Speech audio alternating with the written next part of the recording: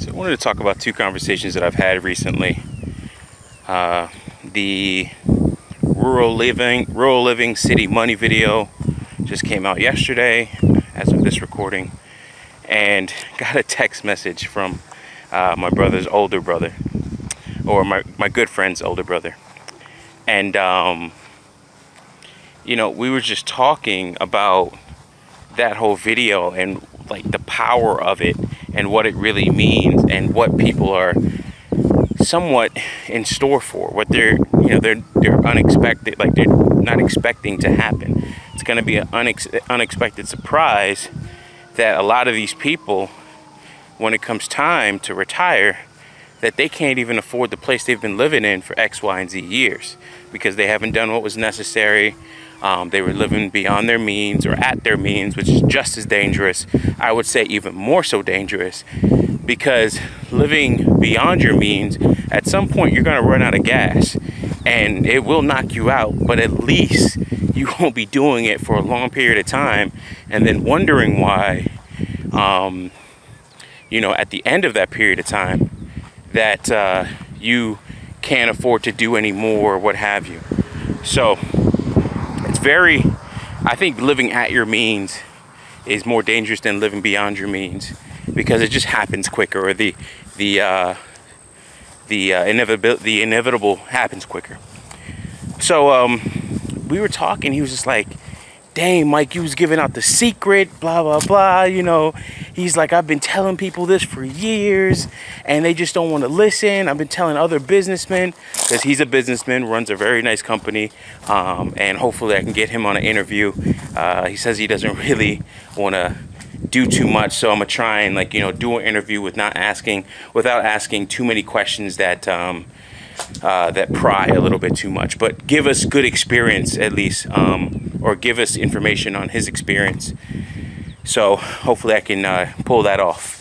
But I'm talking to him, and he's just like, "Man, I've been telling people this stuff over and over and over again, and it's like they don't even understand. They won't listen, because a lot of people aren't doing the actual numbers." I got wasp up here. Let me move. A lot of people aren't really doing the actual numbers and looking at these things and saying, "Hey, I can do this, I can do that." A lot of people are just saying, "Oh, okay, I have enough to pay for this, therefore I can afford it, and maybe I can get two or more." A lot of people aren't that they're house poor. I'm investment poor. Meaning, I put so much money in my investments, I have nothing left over. I have to sell investments to get more money. And I'm okay with living like that, because thankfully I have highly liquid investments that I can pull out of at any point in time. And I only have a few investments that are not highly liquid. So I'm okay with living like that, or living in that state for a short period of time, which is maybe a year, 2 years. I might even start staking Ethereum as well. Anyways, we're talking about it, and he's asking me questions like, "So what would be the solution for people that make 30, 40 grand a year? What would be the solution that you would tell them?" And I said, straight up, y'all gonna have to live with somebody. Y'all gonna have to have roommates in your 40s and 50s. You're going to have to either marry or shack up with somebody that maybe you do not like, but you're there because you have to cohabitate. If you're making 30, 40 grand or something like that, you're going to have to live with somebody that is actually making the same, if not more than you, and then y'all come together. The definition of a power couple should change at this point. A power couple should be a couple that is there because they are putting their money together, they're pooling their resources, their assets, they're pooling their time, which is more important than anything. They're pooling all of that just so that they can actually make something for themselves and their future, and even possibly their children's future if they have any. A lot of people, you're going to see a lot of dudes and women, a lot of men and women, they're going to be like the Brady Bunch pretty soon. The Brady Bunch is coming back, straight up. I see it. I believe it. I know this is gonna happen. A lot of these chicks ain't gonna stay alone for long. There's gonna be somebody that's gonna pick them up, and that somebody is gonna be that dude that probably has maybe 2 or 3 kids from previous relationships. The same thing with the woman from one relationship or relationships. They're gonna come together. There's gonna be a lot of Brady Bunch looking people now, families coming up pretty soon. They're going to have to do that just so that they can actually put themselves in the position so that, you know, their kids ain't going to, they're not going to be putting the kids on a good standing or anything else like that. Their kids are going to have to fend for themselves. The best that these couples can do is provide shelter for the children for a short period of time until the children can move out on their own, and try and provide some type of guidance in some way, shape, or form. They're not going to do much for these kids. They can't. They don't have it. They can't do much for themselves. Look at them pine trees. That's money right there, by the way. Like, that video's coming soon. I've been talking about it, but that video's coming soon. Like, I've been looking. Yeah, I can get about 80 acres for about 150 grand around here. So, all pine, too. Maybe even some pecan trees. But, you know, people be going crazy over pecans around here. But sure enough, you're gonna have a lot of people living with one another. They're gonna have to do that just so they can actually stem the tide, so that they can actually survive the onslaught of debt, the onslaught of high interest rate, the onslaught of onslaught of their past decisions coming to haunt them, so on and so forth. Education costs for their children, living costs. You know, a car note's about to be taking some of these people out. A car note's taking some of these people out right now, and will be taking some of these people out pretty soon. They're gonna have to do these things and live with one another. So there was that part of that video, and he asked that question, and hopefully there's more questions that we can kind of explore and talk about in our conversation. Hopefully that could be something that he's okay with, and he's going from there. So it's different. I told him it was funny. It's different when you put a comment in the comment section, but it's different when you could pick up the phone and talk to that person and say, yo, that was a crazy video. So that was cool, and that was a really good conversation, and hopefully we can talk more about it with everybody watching. So, and then after that, I just had a conversation with my neighbor. Sorry, I'm just like looking if ants are crawling up my leg, because these ants out here bite. So had a conversation with my neighbor while I was out here walking, and you know, he was telling me, he confirmed some of the stuff that I even said in that video about the standard of living in this area and how much people make. You know, if I look at my numbers, I am definitely making more than double the median income out here. And with that, I can take that money and do more things with it.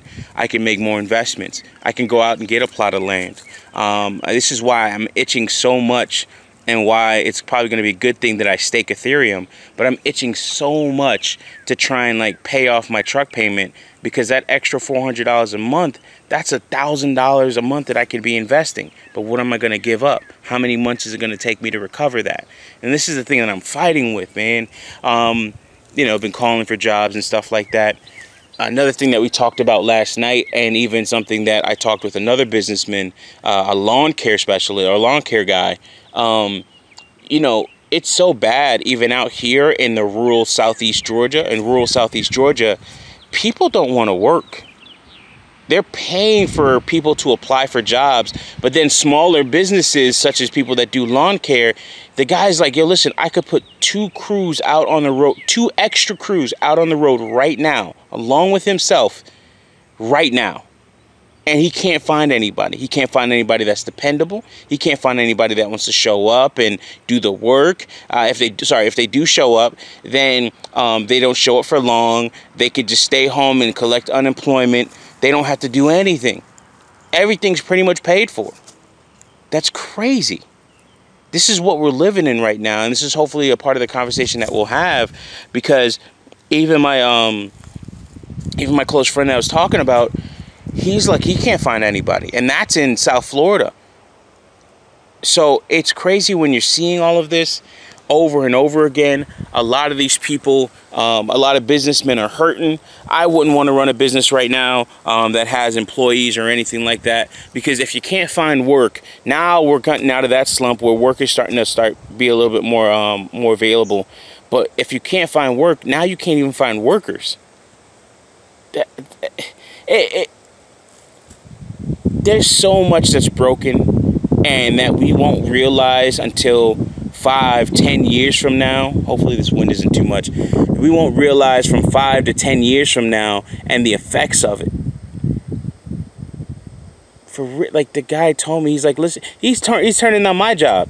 He's like, listen, man, you're gonna have to get somebody else to cut the lawn down, because my lawn, I'm not gonna lie, I love the way my lawn looks right now. I like, you know, I like the way it looks in terms of the high grass and stuff. In some areas it's too high, but being able to walk past a field of, like, you know, pretty much weeds and stuff, but being able to just touch and run my finger across it, like, you know, in the movie Gladiator, where he's walking in the field of wheat at sunset, and the sun is, it's like that. It's cool. And this is the golden hour, so the sun is going down right now, and the lake is like freaking beautiful, like just the water clear and everything like that. I'm gonna go feed the fish here in a second and just relax. But even him, he's like, listen, man, you get somebody else to cut it down to where it's easy for him, then he can just maintain it thereafter. But he's turning down work actively. He literally just passed me on the road too. He's like, listen, man, he's like, man, I'm working 7 to 7. I just woke up. I just got in the house, and that was like 7:30, 8 o'clock when I talked to him. He's like, I just walked in the house. I don't even work weekends. I got too much work, and I'm gonna burn myself out. He's like, he's got people that's turning work down and giving it to him. A good problem to have, but a problem. Even my handyman, so I could finish off my pump house and move stuff into it, I haven't heard from him in a week. I got the money ready to go to get a door put on that sucker and get some other stuff done, and he's just like, Mr. Michael, I just don't have the time right now. Like, this guy, and this is crazy, and he's answering the phone and everything, but this is what we're dealing with. We got too much work now and not enough workers. This is why the system, being as fragile as it is so important for it to keep going and not to stop. Because when it does, it breaks so many things. Anyways, I'll stop rambling on. I think we're at 12 minutes here, or past 12 minutes. But hopefully a video coming soon on that. Start to investigate. Look into rural living city money. Look to where you can actually get the best bang for your buck, get more land, maybe even make other investments, make investments in timber, make investments in pecan trees.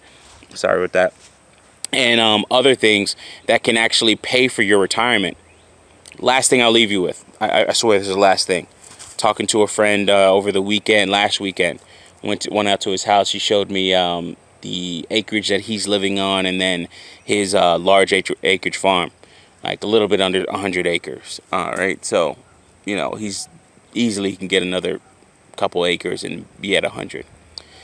Or a few acres, not a couple. And he said that one of his neighbors produces about 1,000 pounds of pecans off of 1 acre, right? Right? Yeah, I think it's about 1,000 pounds of pecan off of 1 acre, right? It's a lot. That's a crap ton. So he produces 1,000 pounds of pecan off of 1 acre. Those 1,000 pounds go for about $2.50 a pound. That's about 2,500. Multiply that by 40 acres of pecan trees. Each one of those acres producing on average 1,000 pounds an acre. That's 100K. That 100K, hopefully I didn't cover up the mic there, or haven't been covering up the mic, but that 100K a year, he harvests one time a year and that's it. It's something his dad started a while back, and when you look at it, there's not much he has to do. It does it itself. Literally, it's a renewable resource. So that's how powerful all that stuff is. Listen, man, get land. Get land, get really woke and get out here. There, you can get USDA loans, you can get loans from Ag South, which is a credit union, and other banks. All right, peace.